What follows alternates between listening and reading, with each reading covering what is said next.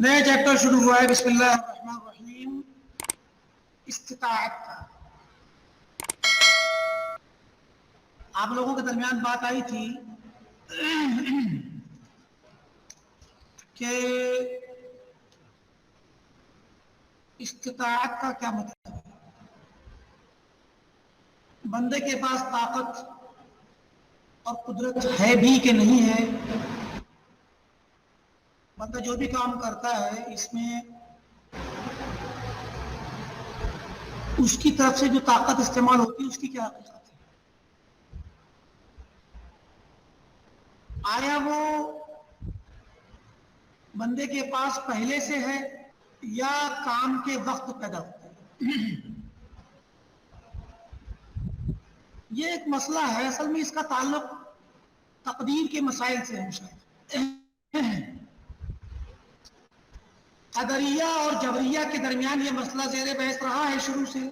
قدریہ نے جو کہ تقدیر کے منکر ہیں، جن کا کہنا ہے، آپ لوگ جانتے ہیں تقدیر کے بارے میں جو وہ انکار کرتے ہیں، ان کا کہنا ہے کہ جو ہے کیا نام ہے، پہلے سے کچھ لکھا ہوا نہیں ہے. شروع کے لوگوں نے تو اللہ تعالیٰ کی کتابت کا اور اس کے علم کا انکار کیا تھا.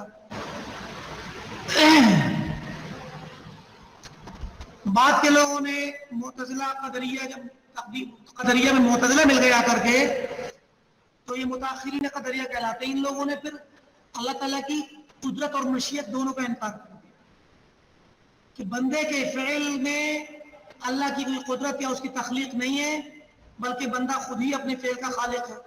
یہ باتیں آپ جانتے ہوں گے شاید. جی شیخ.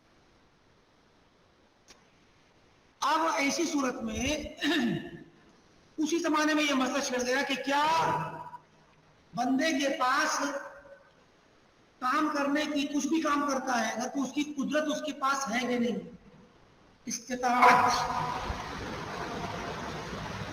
تو جو قدریہ تھے جنہوں نے تقدیر کا انکار کیا اور جو یہ کہتے کہ نہیں اللہ تعالیٰ کچھ نہیں کرتا، بندہ ہی سب کچھ کرتا ہے، تو انہوں نے کہا بالکل ہے. اصل طاقت تو بندے کے پاس ہے اور وہ قبل الفعل ہے. یعنی قبل الفعل بندے کے پاس پوری طاقت ہے، پوری قدرت ہے، اور وہ اس قدرت سے پورا کام انجام دے لیتا. اس کو کسی کی ضرورت نہیں ہے.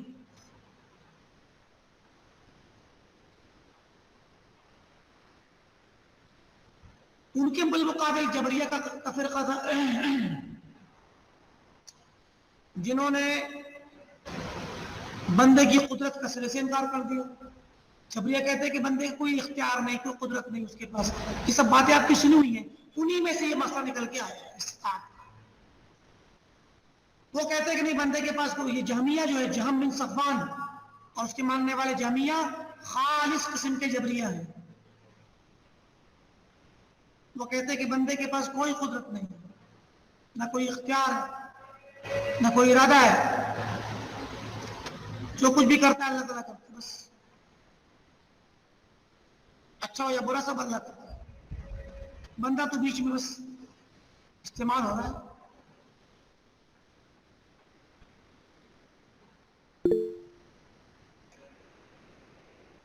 تو اب ان کا مطلب انہوں نے کیا کہا پھر؟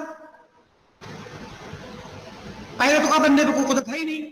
تو سوال ہے کہ بندہ جب کچھ کام کرتا ہے تو کون سی قدرت سے ہوتا ہے وہ؟ تو کہنے لگے بندہ جب کرنے کے لیے چلتا ہے تو اللہ تعالیٰ اس وقت ایک قدرت پیدا کرتا ہے وہاں، اور اس قدرت کے ذریعے وہ کام وجود میں آتا ہے.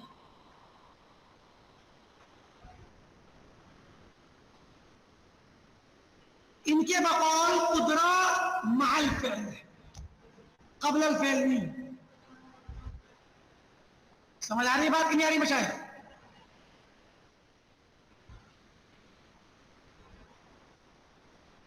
نہیں آتی. ایک بار پھر سے بتا دیجیے آپ کی بات. یعنی جو لوگ تقدیر کا انکار کرتے ہیں اور یہ کہتے ہیں کہ سب کچھ بندہ کرتا ہے، سب کچھ ہم کرتے ہیں، تو ظاہر ہے وہ پوری پاور بندے کے لیے ثابت کریں گے کہ نہیں کریں گے؟ آپ خود سمجھ سکتے ہیں اس بات کو. جب آپ نے سنا ہوگا آج کل بھی یہ بات کہی جاتی ہے کہ بندہ تقدیر اپنی خود لکھتا ہے، آپ کے ہاتھ میں آپ کی تقدیر ہے، آپ جیسے چاہے کر سکتے ہیں۔ وہاں بندے کی ول پاور اور فزیکل پاور جو ہے بندے کے پاس، قوت ارادی اور قوت حرکی،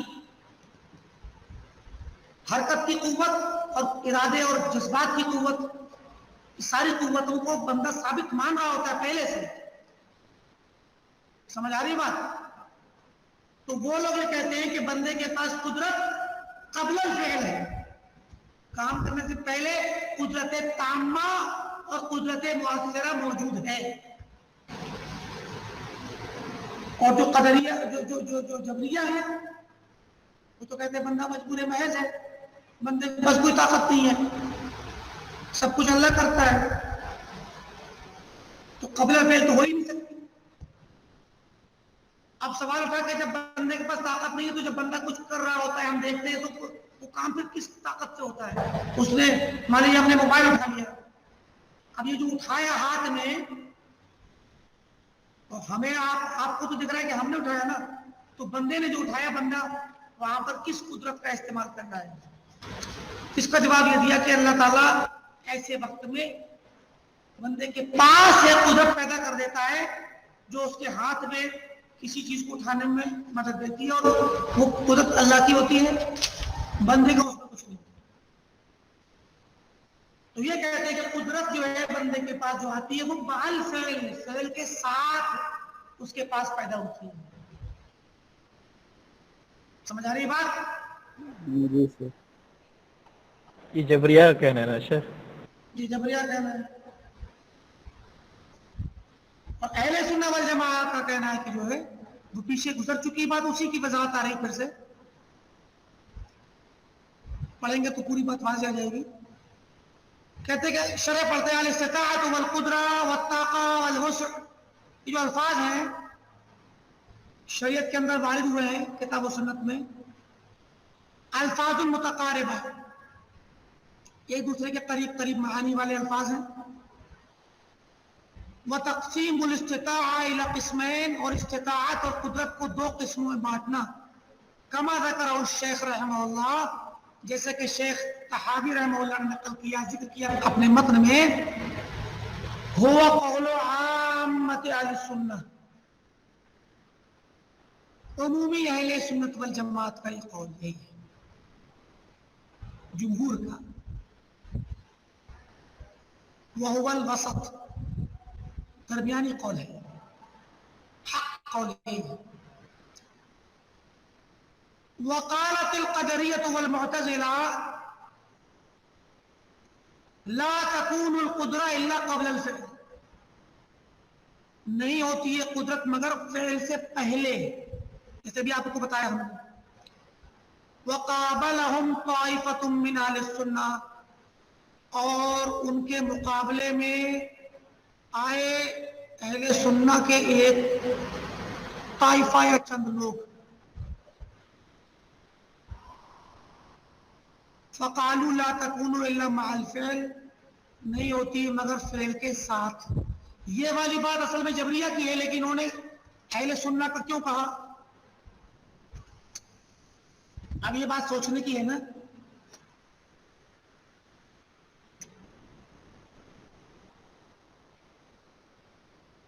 اصل میں یہ قول دوسرا والا جو قول جس کو اہل سنت کے ایک طائفہ کہا جا رہا ہے، یہ اشاعرہ اور ماتریدیہ کا قول ہے۔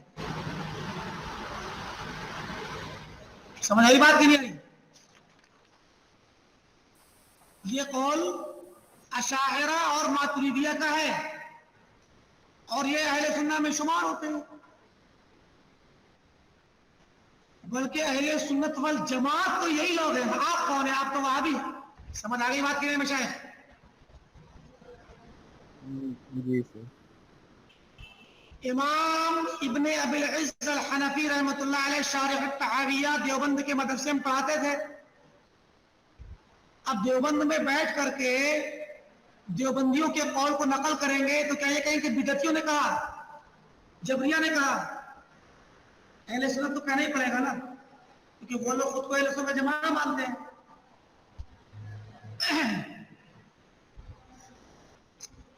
شام میں ایک دیوبندیوں کا مدرسہ ہے، وہیں پڑھاتے تھے. ہندوستان سہارنپور میں نہیں. خیال وہیں کا ہے ویسے. بات سمجھ آ رہی کہ نہیں آ رہی ہے؟ ابن ابی العز رحمۃ اللہ علیہ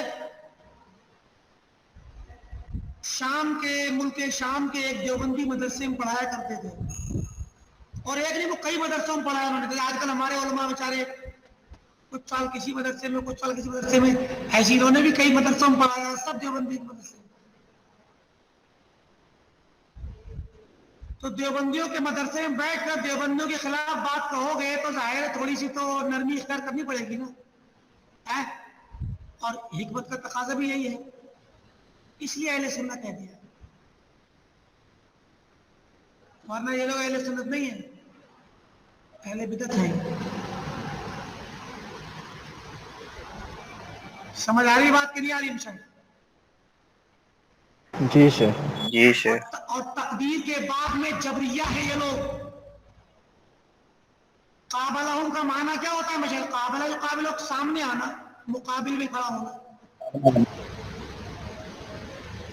بالکل بالمقابل انہوں نے جو بات کہی، برعکس کیا ترجمہ کر لی، ان کے برعکس جنہوں بات کہی انہوں نے. کیونکہ مقابل جو ہوتا ہے نا کسی کے سامنے اس کی دوسری جہت میں کھڑا ہوتا ہے تو برعکس ہوتا ہے. والذی قالہ عامۃ اہل السنہ، عمومی اہل سنت والجماعت نے جو بات کہی، اہل حدیثوں نے سلفیوں نے، وہ یہ کہ ان للعبد قدرۃ،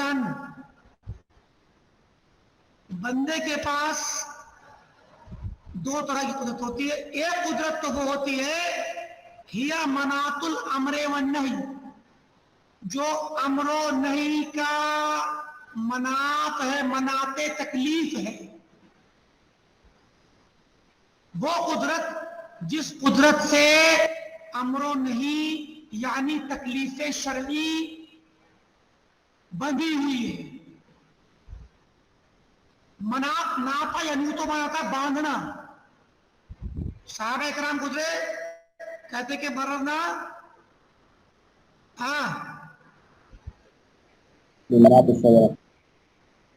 ذات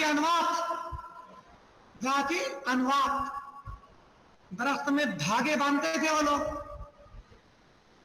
مشرکین. تو انہوں نے کہا اجعل لنا ذات انواط کا معلوم تھا تو انواط ہمارے لیے بھی ایک ذات انواط بنا دیجئے.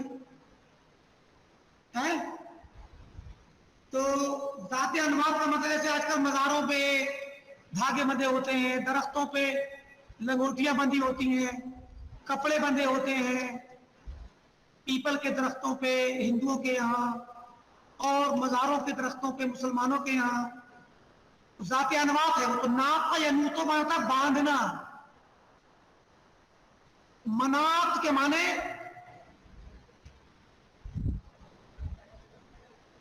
مناط تکلیف، باندھنے کی جگہ. تو مناط امر اور نہیں، جس قدرت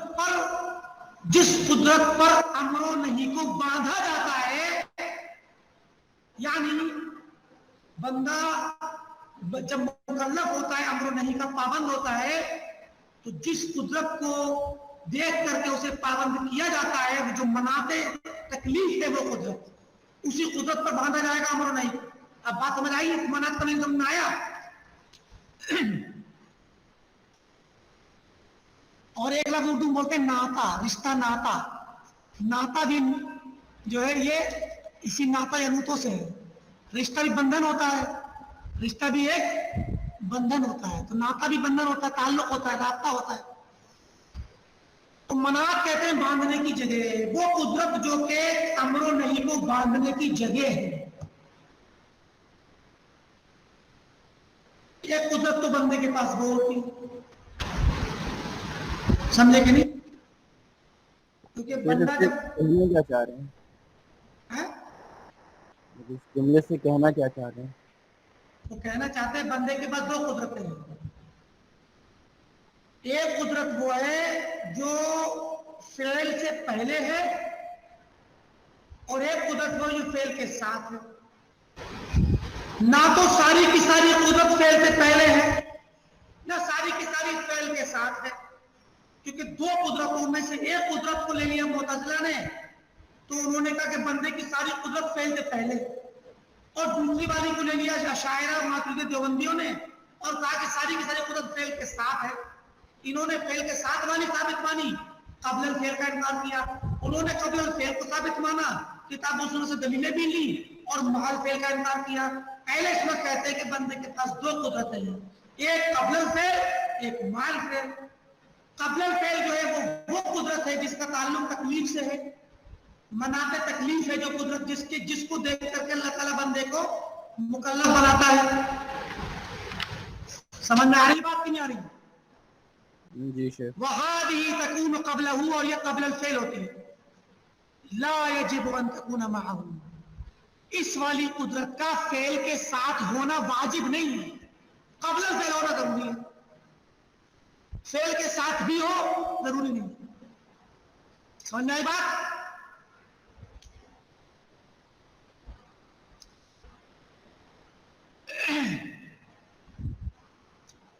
اور دوسری قدرت ہے وَالْقُدْرَةُ الَّتِي يَكُونُ بِهَا الْفِعْلُ، اور وہ قدرت جس کے ذریعے فعل کو انجام دیا جاتا ہے، لا بد ان تكون مع الفعل، وہ فعل کے ساتھ ہوتی ہے، ضروری ہے۔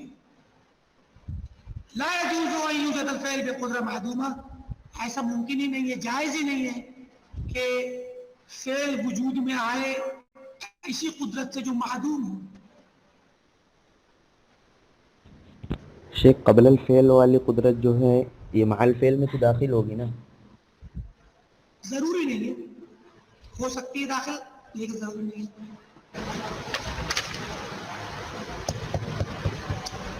جیسے بندے کو مکلف کیا گیا تو قبل الفعل والی ہی مناط تکلیف ہے، اسی کو دیکھ کے مکلف ہوتا ہے بندہ مکلف کیا گیا، مان لیجیے کسی بھی عبادت، ساری عبادتوں کا مکلف ہوتا ہے بندہ، اب وہ صلاۃ کا مکلف ہے یا وضو کا مکلف ہے، ٹھیک؟ تو جس وقت وہ مکلف ہوا اس وقت تو اس کے پاس قدرت ہے، کیونکہ وہ اس کے ہاتھ پیر صحیح ہیں اور جسم میں طاقت ہے جو جس سے یہ اندازہ ہے کہ یہ وضو کر لے گا۔ لیکن وضو کا جب وقت آیا تو وہ بیمار پڑ گیا، اب وضو تو کرے گا نا، نماز تو پڑھنا ہے اس کو، نماز تھوڑی ختم ہو جائے گی، نہ طہارت لینا ختم ہو جائے گا، بیمار پڑ گیا پانی استعمال کر نہیں سکتا، تو جس وقت تکلیف دی گئی اس وقت تو وہ طاقت تھی اس کے پاس، لیکن اب جب فعل ادا کرنے کا وقت آیا تو وہ طاقت نہیں ہے، تو تیمم کرے گا۔ سمجھ آئی بات؟ مناط تکلیف جو قدرت تھی، جس قدرت کو دیکھ کر کے اس کو مکلف کیا گیا تھا، وہ قدرت قبل الفعل تو تھی، جب فعل کا وقت آیا تو نہیں ہے، کیونکہ بندہ بیمار ہے، اب وضو نہیں کر سکتا، پانی اس کے لیے نقصان دہ ہے۔ سمجھ آ رہی بات کہ نہیں آ رہی؟ جی سر۔ یہ اسی لیے کہا کہ لا یجب ان تکون معه، واجب نہیں ہے کہ فعل کے ساتھ بھی ہو، قبل الفعل تو ہوگی، فعل کے ساتھ ہونا واجب نہیں ہے۔ کبھی کبھی مطلب آپ اور ہم اگر عام حالات میں ہوتے ہیں تو وضو کرتے ہیں تو ہماری حالات، ہمارے اعضائے جسم، ہماری عمومی قدرت عامہ پہلے فعل سے پہلے بھی ہوتی ہے اور فعل کے وقت بھی ہوتی ہے، تو لیکن واجب نہیں ہے ہر حال میں، ٹھیک؟ اور ایک قدرت ہے جو کہ فعل کے ساتھ ہونا ضروری ہے اس کا،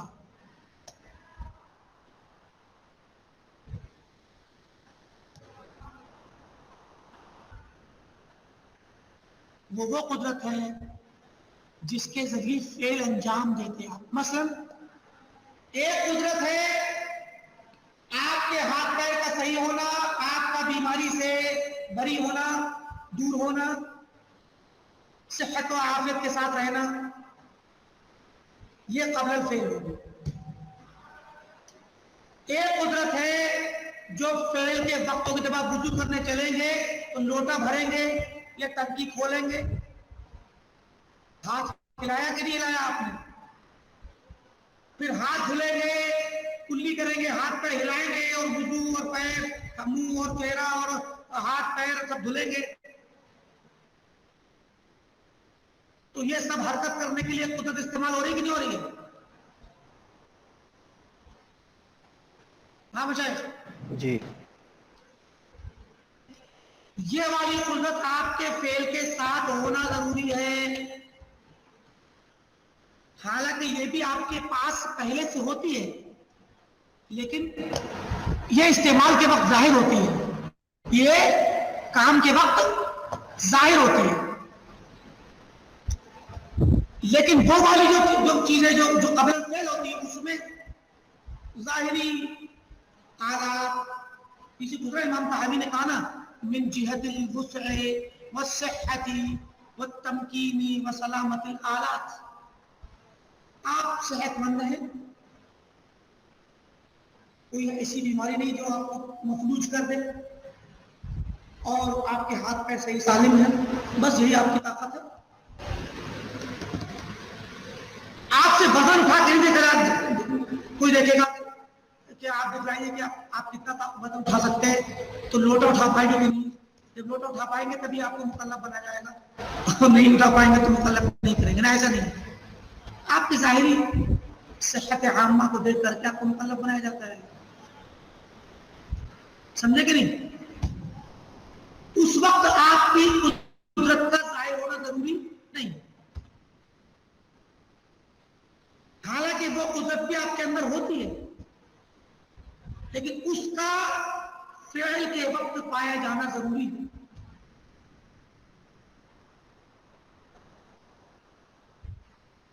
سمجھ آئی بات؟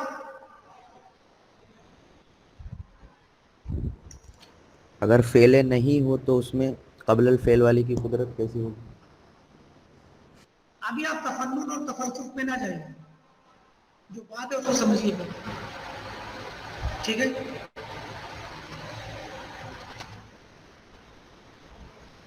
یہاں ایک لفظ آیا ہوا ہے کہ وَلَا لَا يَجُوزُ أَن يُوجَدَ الْفِعْلُ بِقُدْرَةٍ مَعْدُومَةٍ، جائز نہیں ہے کہ فعل پایا جائے ایسی قدرت کے ذریعے جو کہ معدوم ہو، اس کا کیا مطلب ہے؟ بتائیے کیا مطلب ہے اس کا؟ لا يجوز ان يوجد الفعل بقدرة معدومة، جیسے ہر مناط امر و نہیں میں قبل الفعل کی قدرت شامل ہے، اسی طریقے سے وہ جو قبل الفعل والی ہوگی وہ مع الفعل کے ساتھ ہوگی، لیکن اس میں جو ہے وجود فعل معدوم ہو، اس کی قدرت اس میں اگر شامل نہ ہو تو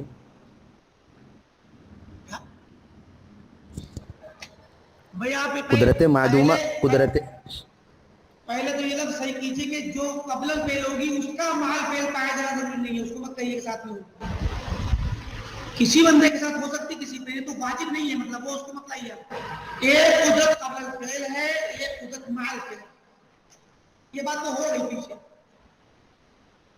جس قدرت کے ذریعے آگے پیچھے گزرا نا کہ اس سے پہلے والی لائن میں وَالْقُدْرَةُ الَّتِي يَكُونُ بِهَا الْفِعْلُ لَا بُدَّ أَن تَكُونَ مَعَ الْفِعْلِ، وہ قدرت جو جس کے ذریعے فعل ہوتا ہے، جس کے ذریعے فعل وجود میں آتا ہے، لَا بُدَّ أَن تَكُونَ مَعَ الْفِعْلِ، اس کا فعل کے ساتھ پایا جانا ضروری ہے، یہ بات تو مکمل ہو گئی، یہ دوسری قدرت ہے، جا سکتے ہیں سر حج، کیا کہا؟ گویا کہ اس جملے کے ذریعے تو جبریہ پہ رد کر رہے ہیں۔ احسنت احسنت، بارک اللہ فیک، جبریہ پہ نہیں عزیزم، دیوبند کے مدرسے میں بیٹھ کے دیوبندیوں پہ رد کر رہے ہیں، یہ ہے چالاکی، یہ ہے عقل بندی، یہ ہے حکمت،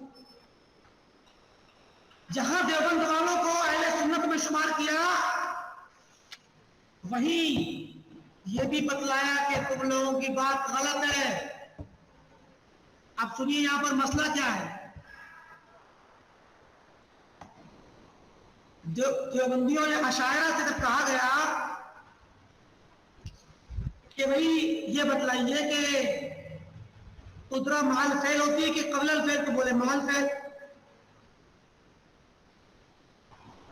تو پوچھا کہ وہ جو قدرت محل فعل ہوتی ہے تو جبریہ تو کہتے ہیں کہ بندے کے پاس تو قدرت ہے ہی نہیں. کیا آپ بھی یہی کہتے ہیں کہ بندے کے پاس کیونکہ یہ جواب تو جبریہ کا تھا جو آپ دے رہے ہیں، تو کیا آپ بھی انہی کی طرح کہتے ہیں کہ بندے کے پاس کوئی قدرت نہیں ہے؟ آپ پھنس گئے یہاں پر. سمجھ رہے بات؟ اگر اقرار کرتے ہیں تو پھر جبریہ بن جائیں گے. تو کہا کہ نہیں، بندے کے پاس قدرت ہے، بندے کے پاس قدرت ہے. بولے بندے کے پاس للعبد قدرت، بندے کے پاس قدرت ہے، لیکن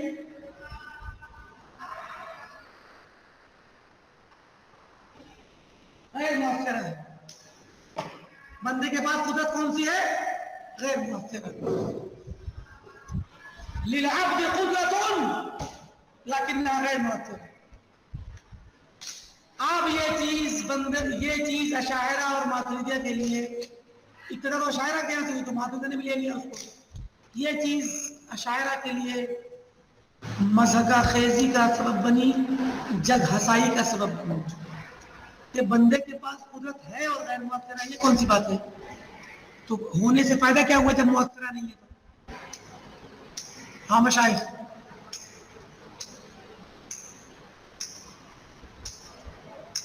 جیسے کوئی کہے نا، ایک آدمی نے کہا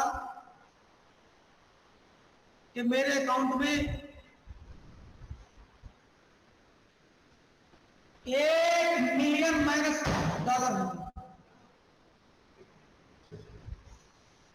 نہ ایسے نہیں کہا، میرے اکاؤنٹ میں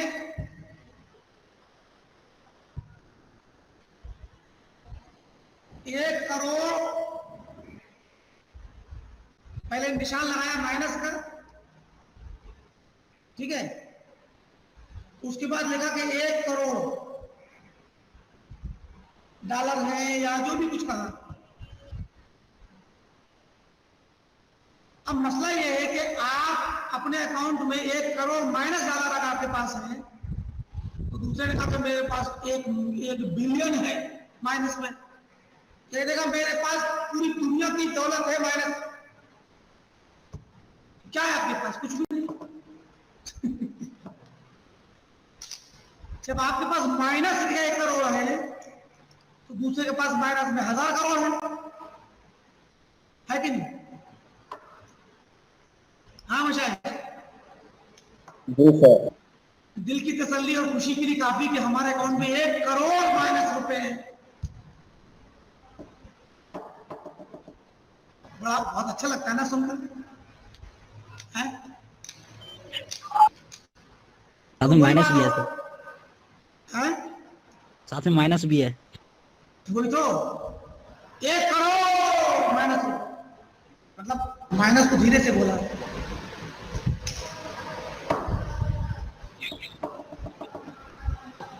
اب اس پہ تو کوئی کتنا ہی بولتا، آپ نے 1 کروڑ کا، دوسرا بندہ کہے گا 10 کروڑ ہے، دوسرا 100 کروڑ ہے، 1000 کروڑ ہے. مائنس ہی تو بولنا ہے خالی. تو آپ کے پاس 1 کروڑ ہونے سے کیا فائدہ کہ مائنس میں؟ یہ مسئلہ ہے کہ جب قدرت ہے اور وہ غیر مؤثر ہے، یہ فائدہ کیا ہوا اس قدرت کا؟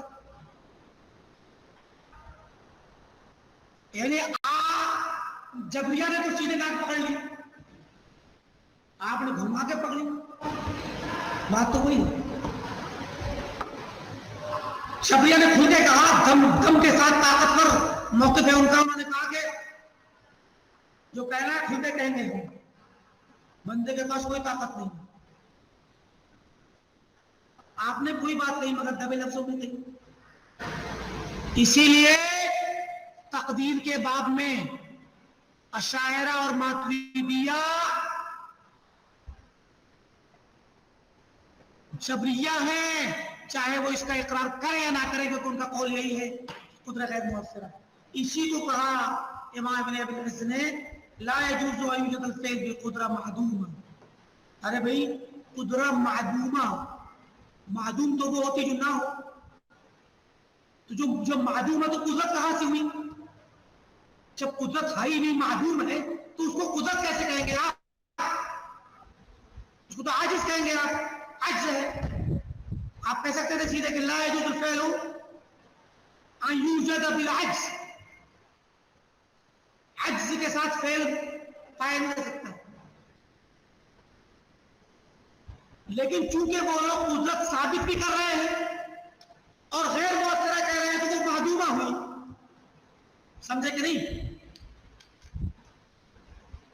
या शेख कह सकते थे कि जो है ला यजूज़ु अन युजदल फ़िल मिन गैर कुदरा, लेकिन ये लफ्ज़ कहने से रद्द नहीं होता, अज्ज़ कहने से रद्द नहीं होता उन पर। रद्द इसमें आया कि कुदरा मादूम, कुदरा भी है लेकिन मादूम है। तो कैसे करके फेल वजूद में आएगा भाई? कुदरत को साबित भी कर रहे हैं और कह रहे हैं आपको गैर मुअत्तर है। उन्होंने मादूमा नहीं कहा है, उन लोगों ने मादूमा का इस्तेमाल नहीं किया है, उन्होंने गैर मुअत्तरा का इस्तेमाल किया। तो गैर मुअत्तरा मादूमा ही तो हुई। इस पर, इसके जरिए उन्होंने रद्द कर दिया इन लोगों पर, जो बंदियों पर। वअम्मल कुदरतुल लती मिन जिहति सिहहति वल बुश्र व तमक्कुन व सलामतिल आलात।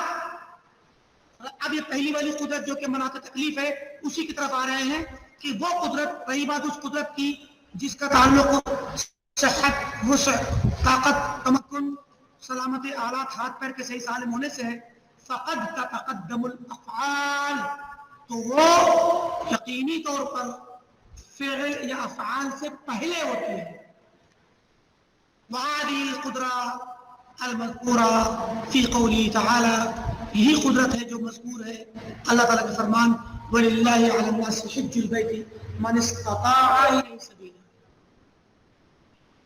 मन इस्तताअ इलैहि सबीला, इस्तताअ इलैहि सबीला। ये कब पता चलेगा कि बंदा मुस्तती है? मशाइख बताइए, हज करने से पहले या हज करते वक्त? पहले पहले पहले पता चलेगा ना कि बंदा मुस्तती है। तो मुस्तती होने के लिए क्या क्या चीजें चाहिए होंगी? ज़ाहिरी तौर पर सेहत और सलामती हो, ताज़ा सेहत और सलामती के साथ हो, और चलने फिरने की ताकत रखता हो, मक्का तक पहुंचने की ताकत रखता हो, चाहे पैदल जा सके, साइकिल से जा सके, घोड़े से जा सके, गाड़ी से जा सके, जिस भी वसीले जाए, वो पैसा खर्च हो रहा हो तो पैसे जाए, वो मसला अलग है। मतलब है कि हज तक पहुंचने की ताकत उसमें हो, तो ये ताकत फेल अदा करने से पहले आएगी। आएगी कि नहीं आएगी? अज़्ज़ाद वर राहिला, उलमा कहते हैं तफसीरीन, अज़्ज़ाद वर राहिला, बस सबसे पहले सेहत और सलामती के साथ ज़ाद और राहिला आपके पास हो, आप मुस्तती हैं। औरत के साथ एक शर्त और लगा दी गई महरम की, तो फरमाया फ़अौजबल हज्ज अलल मुस्तती, अल्लाह ने हज फर्ज किया मुस्तती पर, जिस पे ताकत है। तो ताकत पहले है ना। फरमाया फलौ लम यस्तति इल्ला मन हज्ज लम यकुल हज्ज क़द वजब इल्ला अला मन हज्ज। तो अगर मुस्तती ना होता, ऐसे कहिए, बल्कि अगर मुस्तती ना कहलाता मगर वो शख्स जिसने हज कर लिया, यानी फेल के साथ, फेल करने के साथ साथ बंदा अगर जो हज कर रहा है या कर चुका है, उसको अगर आप मुस्तती कहें, जैसे कि मुतज़िला ये देवबंदी कहते हैं, अशायरा कहते हैं, तो फलौ लम यस्तति, तो अगर इस्तिताअत रखने वाला ना होता, कहीं ना कहलाता, इल्ला मन हज्जा, मगर वो शख्स जो से हज कर चुके, हज कर रहा हो, उसी को अगर जो फेल अदा कर रहा हो, उसको अगर मुस्तती कहते, तो लम यकुन हज वाजिबन, तो हज वाजिब नहीं होता, इल्ला अला मन हज्जा, मगर उसी पर जो हज कर ले उस पर वाजिब होता है। समझ आ रही बात कि नहीं आ रही?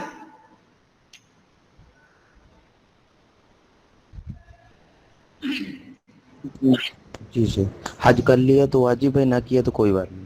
ہاں کیونکہ آپ مستطیع بھی کہلائیں گے جب آپ فیل کر لیں، کیونکہ استطاعت تو فیل کے ساتھ ہوتی ہے یہ بندیوں کے بقول. سمجھداری بات کی نہیں ہے.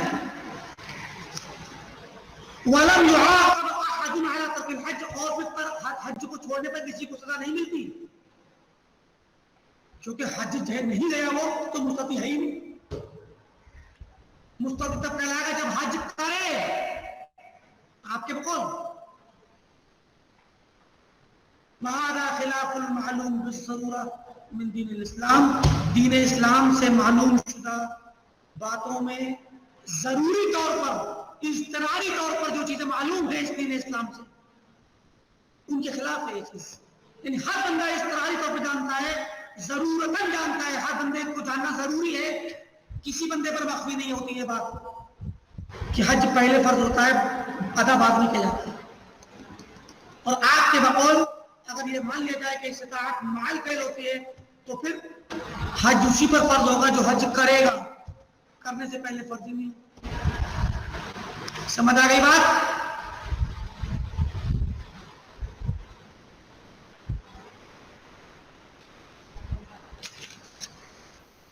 وَكَذَلِكَ قَوْلُهُ، ایک اور دلیل لا رہے ہیں، وَكَذَلِكَ قَوْلُهُ تَعَالَى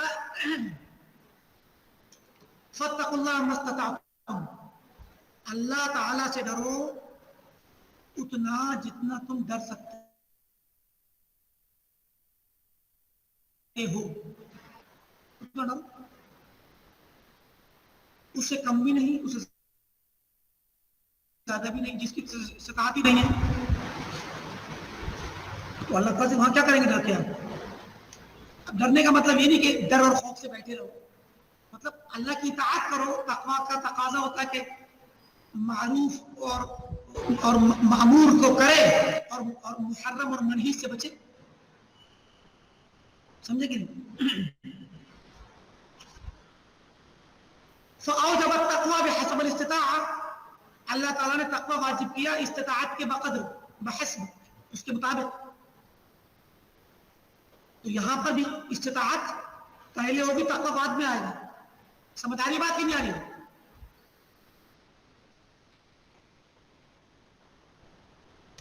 جی شیخ.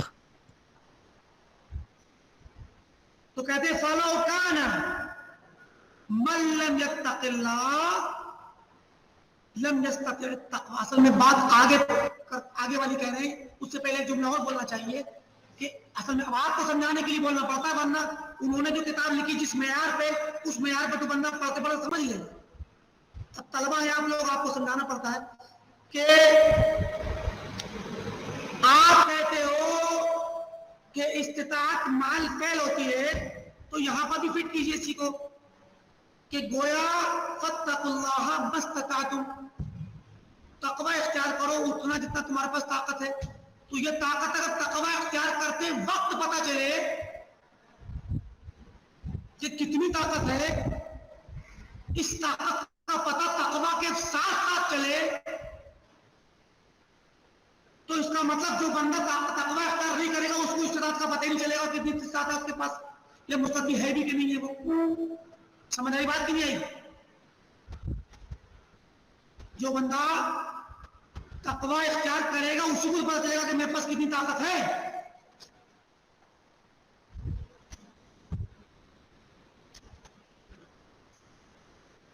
جی شیخ. اور جو بندہ استطاعت تقوی اختیاری نہیں کرے گا تو پھر اس کو تو مستطیع بن ہی نہیں پائے گا، وہ پتہ ہی چلے گا کتنی طاقت اس کے پاس ہے کتنی نہیں. تو وہی کہہ رہے ہیں کہ فَلَوْ كَانَ مَن لَمْ يَتَّقِ اللَّهَ، تو اگر جو بندہ تقوی اختیار نہ کرے،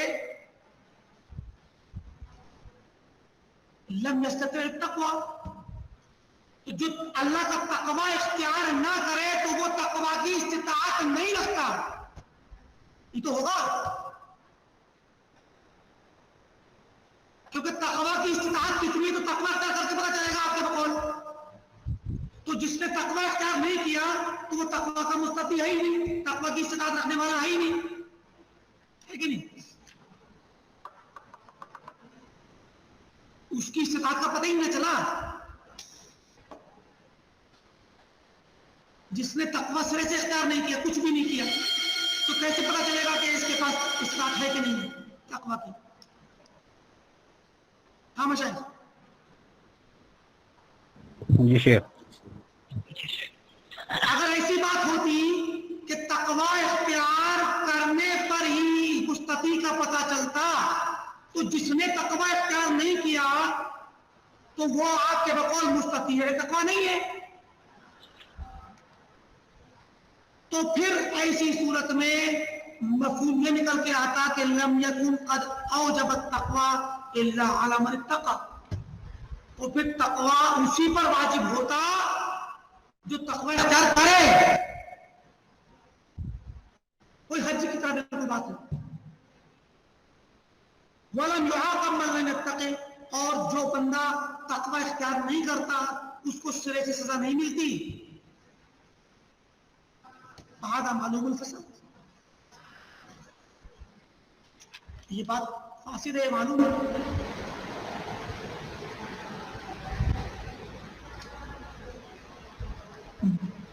ترجمہ یا مفہوم سمجھ میں آیا کہ نہیں مشاہد؟